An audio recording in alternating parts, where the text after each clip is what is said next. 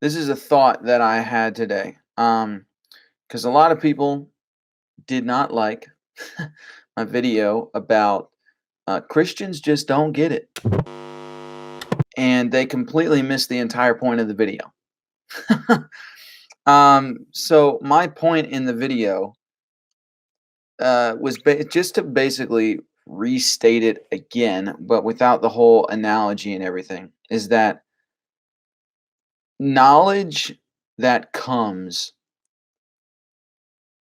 if the knowledge produces pride, and by meaning that if the knowledge produces something that it's like, oh, we just know. Like if no, now we know what is right and wrong. Now we know what is holy. Now we know what is belief. Now we know what is sin. Now we know how God operates. If if that knowledge, if you think you obtain it, um, nothing comes out of it.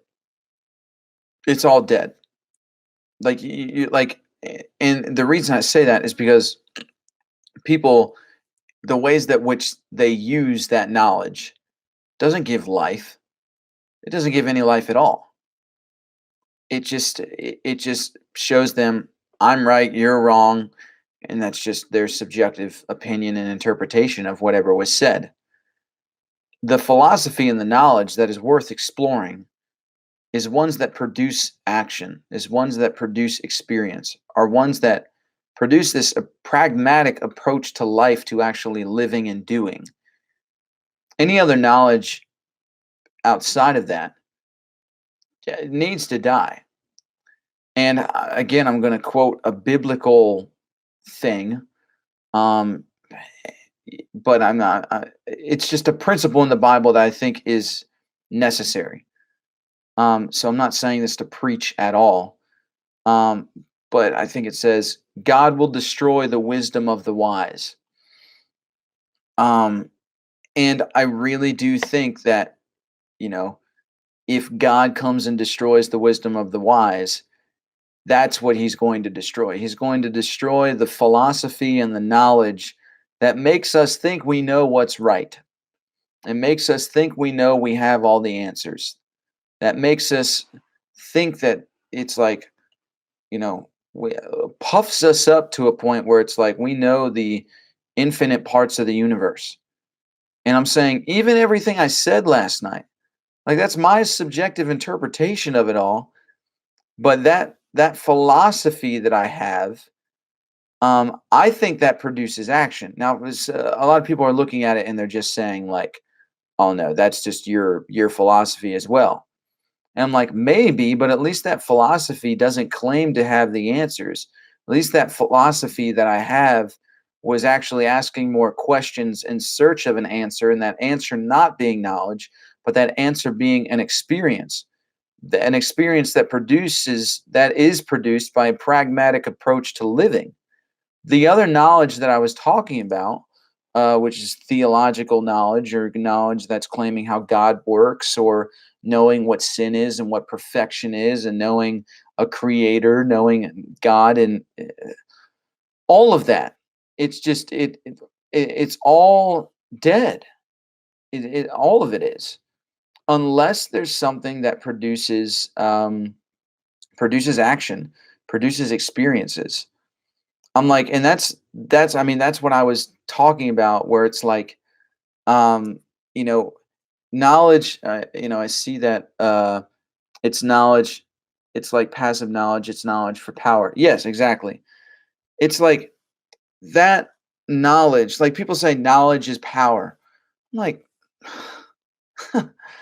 I mean, to what extent though? And what knowledge?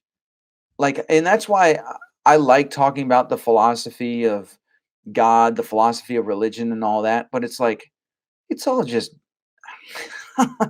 I like talking about it because it's how I grew up and I love deep conversation, but at the end of the day, most of it's bullshit, because a lot of it doesn't produce it doesn't produce anyone to take any action for their own life.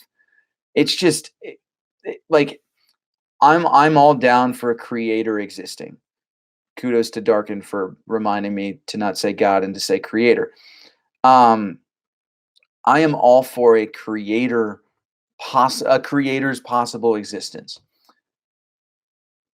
But I don't claim to know how it operates, he, she, whatever it operates. I'm not going to claim to know God based on a gut feeling or a experience that came to me that's a very subjective interpretation of something that arose from feelings.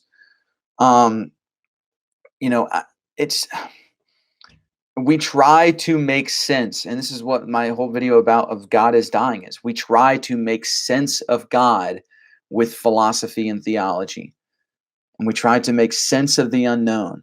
But I think the unknown, I mean, it's the unknown for a reason. If there's something in the great unknown, in the great beyond, it's there and it's meant to be experienced.